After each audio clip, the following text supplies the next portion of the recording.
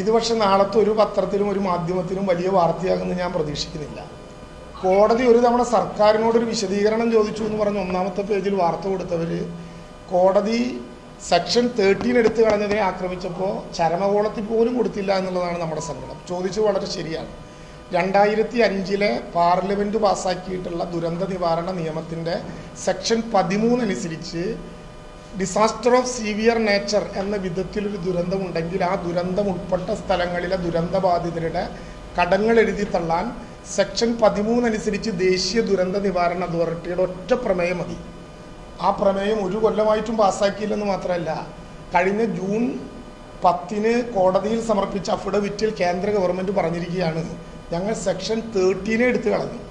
അതായത് കേരളത്തിലൊരു ദുരന്തമുണ്ടായാൽ അവരെ സഹായിക്കപ്പെട്ടാലോ എന്നുള്ള പേടിക്ക് ഒരു ആക്റ്റിലെ ജനങ്ങൾക്ക് ഉപകാരപ്രദമാകുന്ന വിധത്തിലുള്ള നിയമവും എടുത്തു കളഞ്ഞു.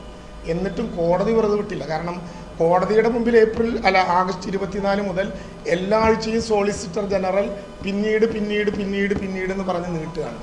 എന്ത് കാരണം ഈ സെക്ഷൻ 13 എടുത്തു കളയാൻ? എന്താണ് അതിൻ്റെ പിന്നിലെ വികാരം? ഒരു വർഷക്കാലമായിട്ടും ഈ കടങ്ങൾ എഴുതി തള്ളാൻ എന്തുകൊണ്ട് കേന്ദ്ര ഗവൺമെൻറ് തയ്യാറാകുന്നില്ല? കേരളത്തിന് തയ്യാറായിക്കൂടെ എന്ന് ചോദ്യമുണ്ട്. കേരളത്തിന് പറ്റുന്നത് കേരള ബാങ്കാണ്. കേരള ബാങ്ക് ഈ ദുരന്തം ഉണ്ടായി 15 ദിവസത്തിനുള്ളിൽ ആ കടങ്ങൾ എഴുതി തള്ളി മാതൃകാപരമായ നടപടിയെടുത്തു.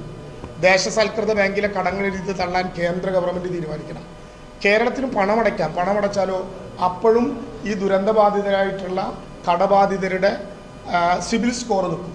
ഇതാകുമ്പോൾ സിബിൽ സ്കോർ നിൽക്കില്ല, പുതിയ കടമെടുക്കാൻ അവകാശമുണ്ട്.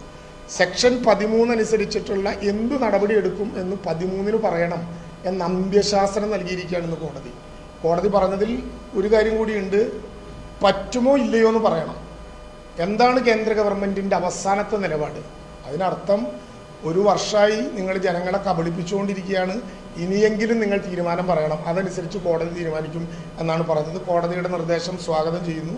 കേന്ദ്ര ഗവൺമെൻറ്റിൻ്റെ ഈ കേരളത്തിനോടുള്ള അവഗണനയുടെ ഏറ്റവും പ്രധാനപ്പെട്ട ഉദാഹരണമായിട്ട് ഇത് മാറുകയും ചെയ്യാം.